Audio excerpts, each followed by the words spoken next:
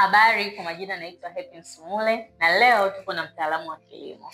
Tunaongea mambo mbalimbali kuhusiana na kilimo na leo tutaongelea zao la kahawa. Kama mnavyojua, zao la kahawa ni zao la biashara. Sitaki kuongea zaidi, naomba kwanza nimruhusu mtaalamu wetu ajitambulishe kwa wale wanaotuangalia kwa siku ya kwanza. Asante. Kwa majina naitwa Asmita Lupindu, ni mtaalamu wa kilimo na natokea kampuni ya Biztech. Tumekuwa na vipindi mbalimbali tukizungumzia mbinu mbalimbali na miongozo kadhaa kuhusiana na kilimo. Kwa hiyo kwa siku ya leo, kama alivyotangulia kusema Madam Happy hapa kwamba tutakuwa na elimu pamoja na maelekezo mafupi kwa ufupi kuhusiana na zao la kahawa ambalo ni zao la biashara, zao linalolimwa mikoa kadha wa kadha kwa Tanzania. Kwa hiyo naomba tuende. Jamani, kama tulivyomsikia mtaalamu, lakini cha kwanza kabisa utuambie ni mazingira gani yanafaa, kwa maana maandalizi gani yanayopaswa kuyafanya kabla ya kuanza kupanda kwenye hii zao la kahawa.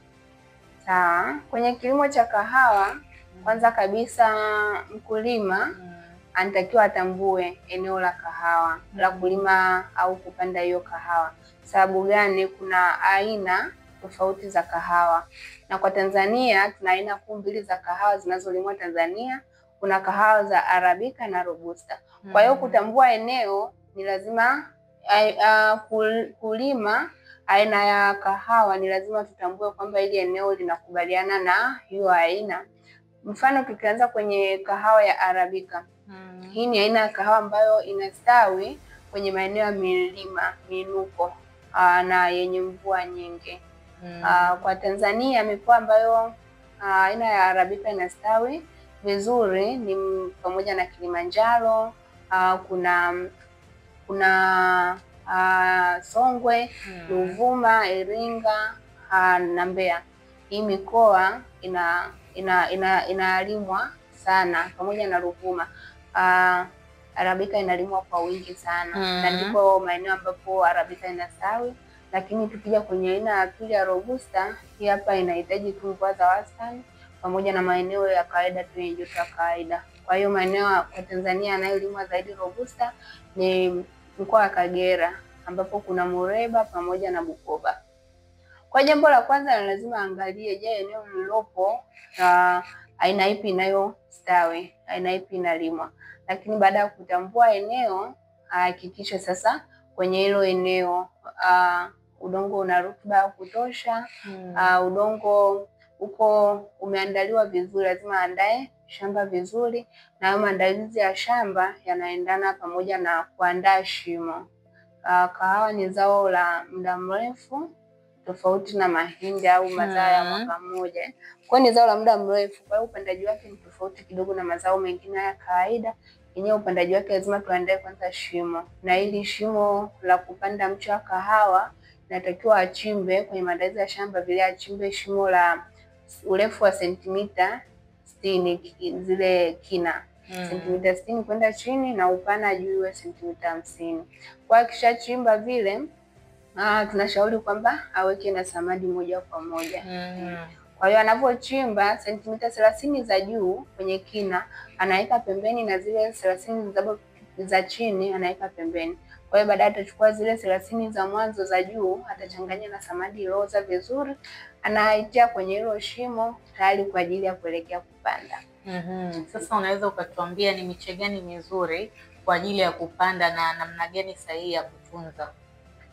Miche, kuna aina mbalimbali ya miche, na kwa Tanzania tuna taasisi hizi za kilimo kama TARI ambapo kuna aina mbalimbali za miche.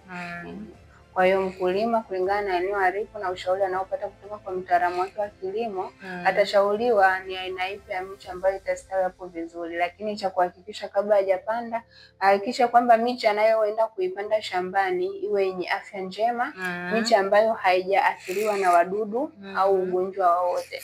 Kwa hiyo akapande miche ambayo ina afya njema. Kwa atapanda kulingana na eneo lake. Kama ni Arabica, basi atapata miche ya Arabica ambayo inastahili, yenye hizo sifa nzuri, atapanda. Na namna ya kupanda kwenye yale maandalizi ya shimo, ahakikishe kwamba anaacha nafasi inayotakiwa. Kwa kitaalamu kawaida, nafasi kati ya mche na mche mwingine inabidi iwe ni mita 2.5, mita 2.5 kati ya mche na mche, lakini pia kati ya mstari na mstari. Kwa hiyo akizingatia hivyo vyote, anatakiwa kupanda kwa wakati, na anapopanda hakikishe aidha mvua inanyesha, kuna unyevu wa kutosha, au kama hamna unyevu wa kutosha afanye umwagiliaji muda wa kupanda, ili hakikishe ule mche unapata unyevu wa kutosha ili uwezeshe kuota vizuri. Sasa kwenye swala la wadudu na magonjwa, umeongelea wadudu kwamba kuangalia kwa miche. Kwenye swala la wadudu na magonjwa, ni wadudu gani sana wananyemelea hii zao la kahawa na wadudu na magonjwa kwa ujumla? Sawa. Na kabla sijafika kwenye wadudu na magonjwa, labda naweza nikaongeza kidogo. Baada ya kupanda, kwanza kabisa hakikisha anafanya shamba lake linakuwa kwenye hali ya usafi. Maana tukiingia kwenye wadudu, vitu vingine vinavyosababisha kupelekea wadudu shambani ni usafi wa shamba. Kwa hakikisha shamba linakuwa kwenye hali ya usafi, anatakiwa kufanya palizi mara kwa mara. Na kupalilia, tunashauri sana mkulima atumie jembe la mkono, yale madogo madogo. Asichimbe sana sababu anaweza akakata mizizi ya mmea. Lakini ukiachana na palizi, anashauriwa pia kuongeza mbolea ili kuongeza rutuba shambani. Kwa anaweza akatumia samadi, anaweza akatumia NPK au mbolea zingine kama urea, ili kuhakikisha mmea unapata virutubisho kila inapohitaji. Kwa hiyo mbolea anaweza akaipata mara 2 kwa msimu mmoja, kulingana sasa na ushauri aliopata kipindi anapima afya ya udongo. Na tukirudi sasa kwenye wadudu na magonjwa, ni zao kama mazao mengine. Kahawa inashambuliwa pia na wadudu, lakini pia kuna magonjwa. Tukianzia na wadudu, kuna wadudu wanaotoboa zile mbegu za kahawa. Kitaalamu tunaita coffee beetle, wanatoboa lakini pia kuna wadudu wengine, wadudu wadogo wadogo wanaokuwa kwenye majani, ambao wanaweza akapelekea mnyauko kabisa, majani yanaweza akajikunja au kupelekea mnyauko. Kwa hiyo hao ni miongoni mwa wadudu hatarishi kwenye zao la kahawa. Namna ya kudhibiti ni kuhakikisha kama nilivyosema, shamba kwanza liwe safi, ili apate ushauri kutoka kwa mtaalamu wa kilimo juu ya matumizi ya viuatilifu. Lakini pia kuna njia za asili za kudhibiti wadudu, kama anaweza akatengeneza sabuni, mwingine anatumia 40. Kwa hiyo anaweza akatumia hiyo njia pia kwa ajili ya kuzuia baadhi ya wadudu au kuwadhibiti. Lakini tukija kwenye magonjwa, kuna magonjwa pia mbalimbali, lakini ugonjwa unaosumbua zaidi unaitwa cherubeni. Kwa kitaalamu tunaita coffee beetle disease. Ni ugonjwa ambao ni hatarishi kwenye zao la kahawa. Lakini tukiachana huo, kuna ugonjwa wa mnyauko, lakini pia kuna ugonjwa wa kutu ya kahawa. Kwa hiyo namna ya sahihi ya kudhibiti hayo magonjwa ni vile vile kuhakikisha wanafanya maandalizi ya shamba vizuri, unatumia viuatilifu kwa usahihi, lakini pia na aina ya miche pia. Kwa hiyo hivyo vyote ni kwenye wadudu na magonjwa. Na tusipodhibiti kwa wakati, inaweza kupelekea madhara kwenye mavuno, kupunguza kiwango cha mavuno.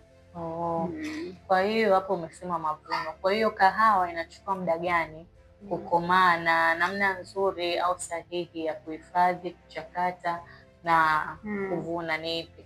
Sawa. Kwenye kilimo cha kahawa ni zao la muda mrefu.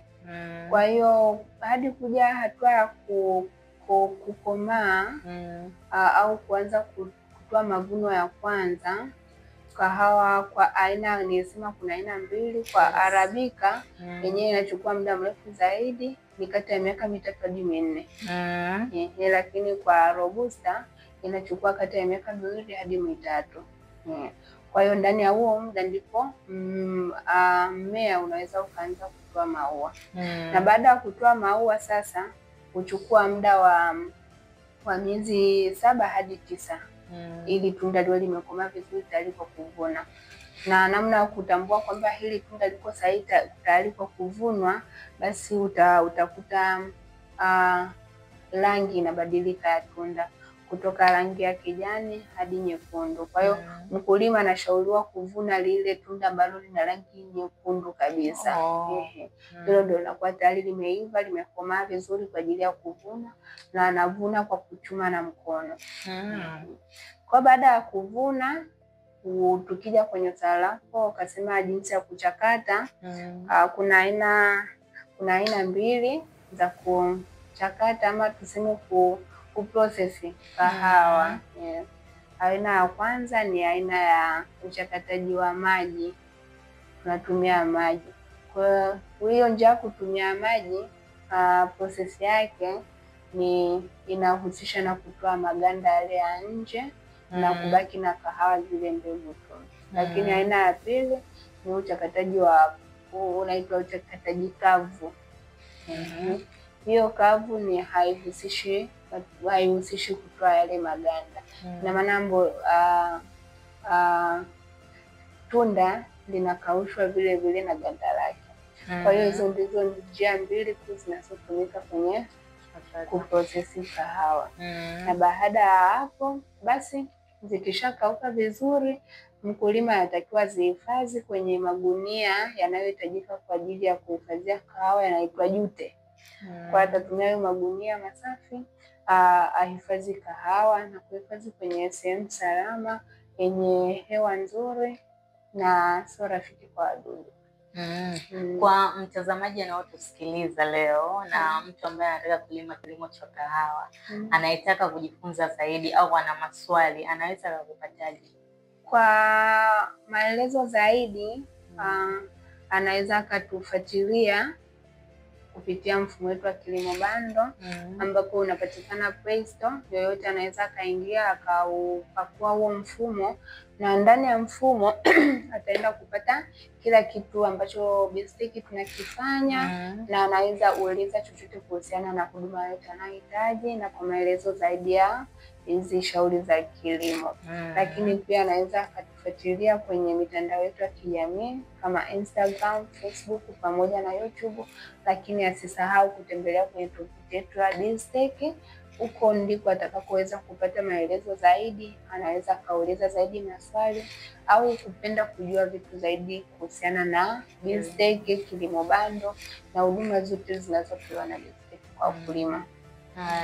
Asante mtaalamu, lakini leo tumejifunza. Mimi binafsi nimejifunza, nadhani na wewe umejifunza unayotuangalia siku ya leo. Usikose kipindi kingine. Bye, siku nyingine. Bye.